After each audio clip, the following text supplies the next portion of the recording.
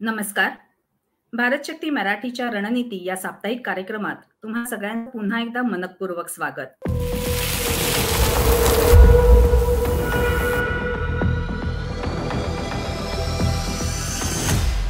1 February हा दिवस भारतीय तटरक्षक म्हणजेच कोस्ट गार्ड दिन म्हणून साजरा केला जातो.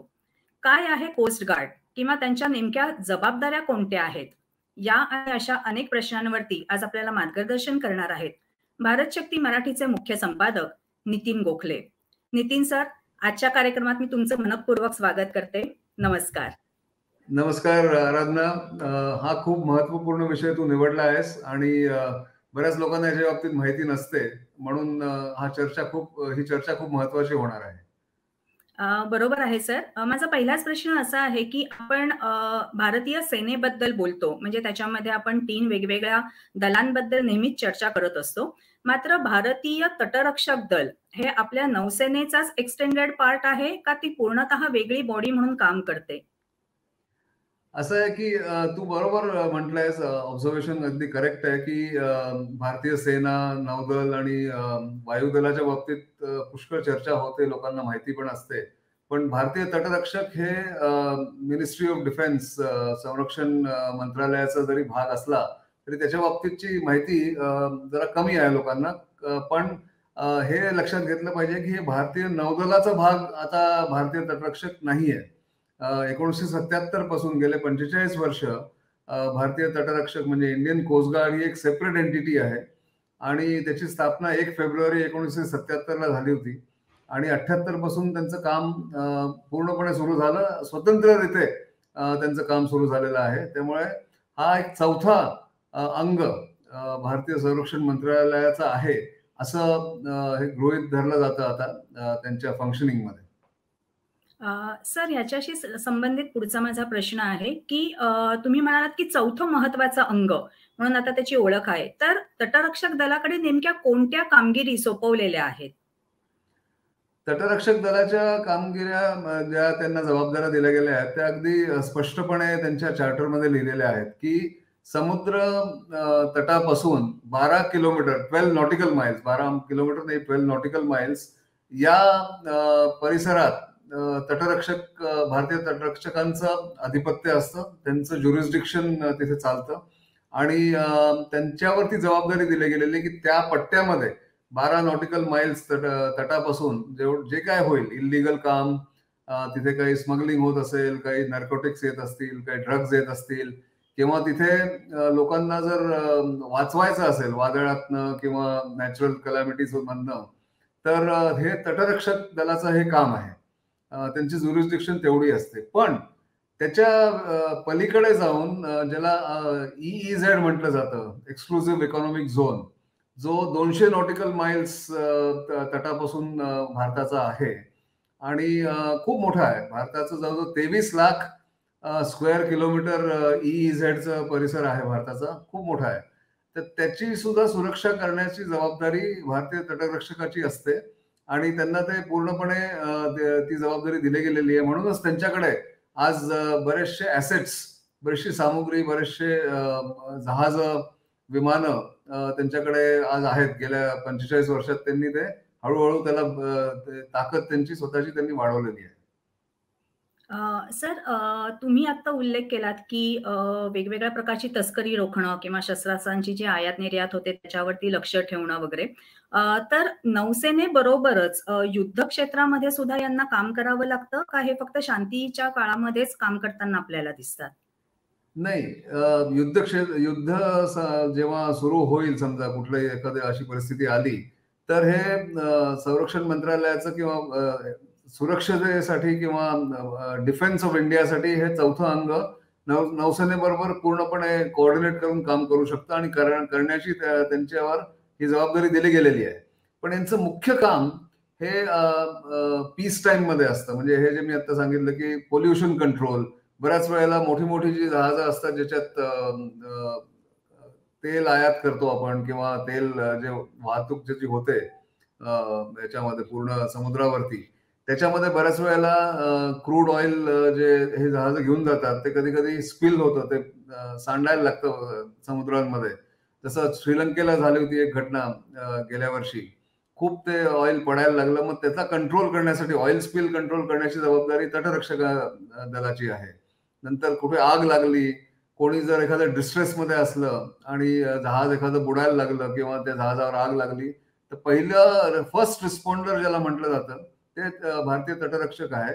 आणि म्हणून त्यांच्याकडे आज 150 शिप्स आणि जवळजवळ 70 डॉर्नियर आणि हेलिकॉप्टर्स त्यांच्याजवळ आहेत.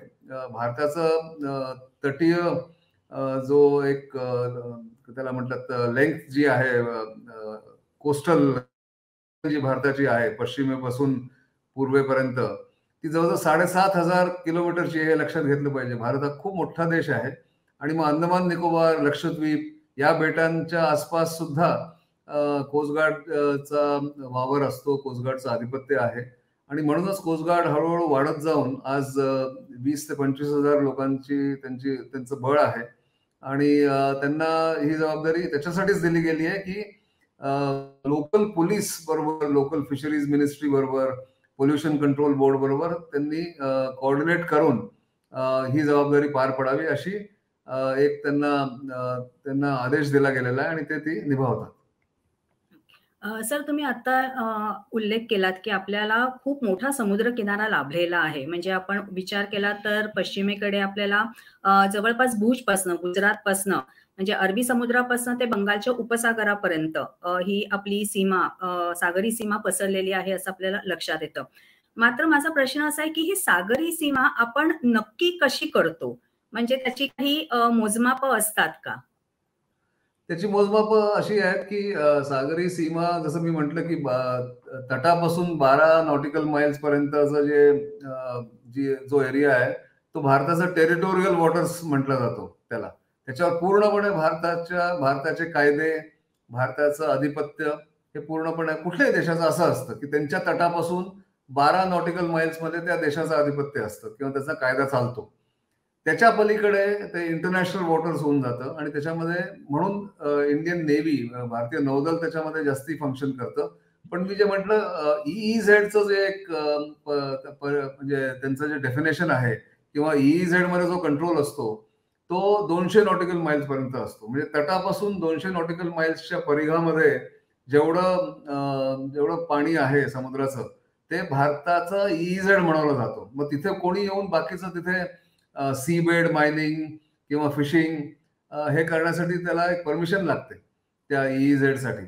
आणि असं ते मोजमाप ठरवलेलं असतं की 12 नॉटिकल माइल्स आणि त्याच्या पुढे नाही, त्याच्यानंतर टोटल 200 नॉटिकल माइल्स अशा 2 डेफिनेशन्स त्यांचे असतात. आणि जसं तू म्हटलंस की भुजपासून इकडे कलकत्त्यापर्यंत म्हणजे असं पूर्ण जर आपण नकाशा बघितला भारताचा, गुजरात हे पहिलं तटीय राज्य आहे समुद्र तटापासून लागून जे आहे. तर मग महाराष्ट्र आहे, मग खाली आलं की कर्नाटक म्हणजे गोवा, कर्नाटक, केरला, खाली लक्षद्वीपची बेटं आणि मग इकडून गेलं तर तामिळनाडू, आंध्र प्रदेश आणि वरती ओरिसा आणि बेंगॉल हे तटीय राज्य आपली आहेत. आणि त्याच्यामुळे खूप मोठा परिसर असल्यामुळे त्याची जबाबदारी वाढतच जाते कोस्टगार्डची.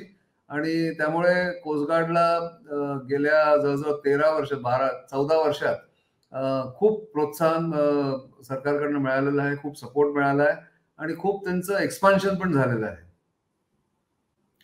सर, अजून एक प्रश्न सीमा आपल्या ज्या आहेत तर म्हणजे जमिनीवरती आपल्याला दिसतं की अमुक-अमुक डोंगर इथपर्यंत आपली सीमा किंवा अमुक-अमुक ठिकाण शेती आहे तर तिथपर्यंतची आपली जमीन किंवा आपल्या सीमेमध्ये तो भाग येतो. पाण्यामध्ये ही सीमा ही आपली आहे, ही आंतरराष्ट्रीय सीमा आहे. हे कशा पद्धतीने कळतं किंवा समजून घेता येतं? त्याच्यामध्ये त्याचं डेफिनेशन असं असतं की इंटरनॅशनल मॅरीटाईम बाउंड्री लाईन म्हणून एक डेफिनेशन असतं. तर ते जसं मी म्हटलं की त्याचं मोजमाप ऑलरेडी ठरवलेलं आहे आणि तेवढं IMBL त्याला म्हणतात. ते सगळ्या देशांना एकमेकांचं माहिती आहे. जिथे डिस्प्यूट आहे तिथे मग ते आर्बिट्रेशनसाठी इंटरनॅशनल कोर्ट ऑफ जस्टिसमध्ये जायला लागतं. भारताचं बांगलादेश बरोबर एक डिस्प्यूट होतं. वादविवाद भारत आणि बांगलादेशच्या मध्ये होता.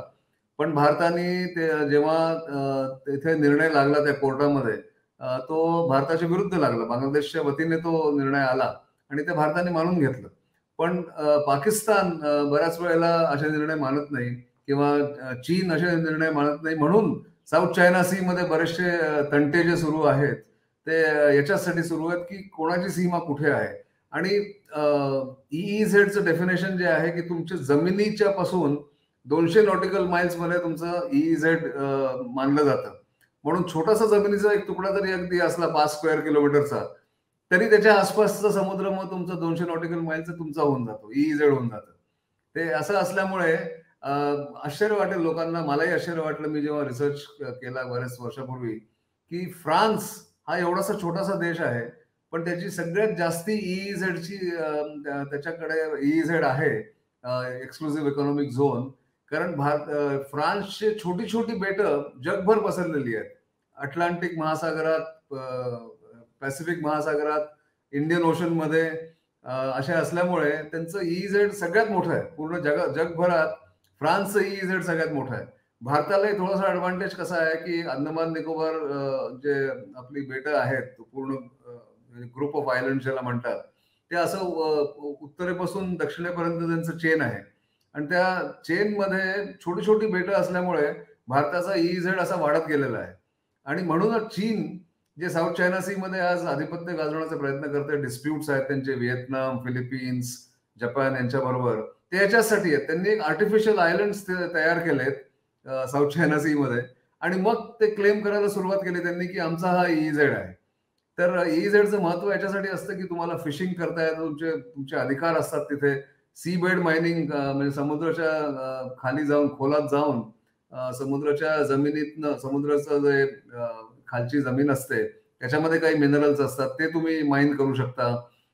काही वेळेस तिथे ऑइल मिळतं, म्हणजे तेल मिळतं. जसं व्हिएतनामच्या आणि चीनच्या मधला जो EEZ आहे किंवा कॉन्टिनेंटल शेल्फ आहे, तिथे क्रूड ऑइल मिळालेलं आहे. तिथे भारताचं ONGC पण तिथे एक्सप्लोर करत आहे.